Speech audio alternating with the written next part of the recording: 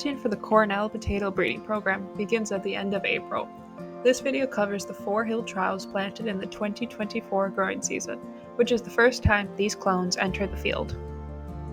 Preparations begin with taking the labeled trays off the wooden shelves and organizing them on the ground. The cross ID code is an indicator of the parents used in the cross. Each of the cells of these trays contain 4 tubers of one potato clone from that cross. The empty shelves are then stacked off to the side to be brought back to campus at the end of the day. The crew works together to move bags of fertilizer from the truck to the planter. The bags are then slashed and used to fill the 2 bins on the planter. At the same time, the trays of tubers are evenly split between the 2 benches to ensure breeding clones from the same cross are planted side by side for the same amount of distance in the field.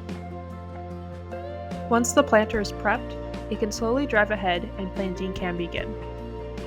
A disc is drawn alongside the planter as it progresses in order to mark where the tractor should drive on the return trip, so there will be proper spacing between the pairs of rows.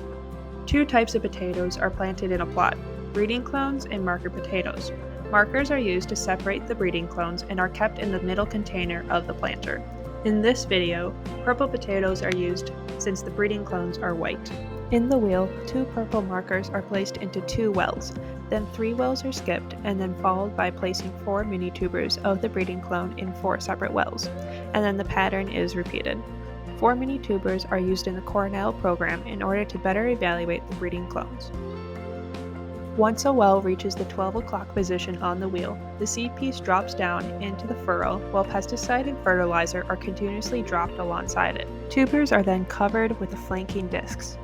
When there is a shift to a new cross, 8 marker potatoes are planted and a stake is placed in the ground with the cross ID code at the beginning of the new plot. This process is then continued until all of the thousands of mini tubers are planted.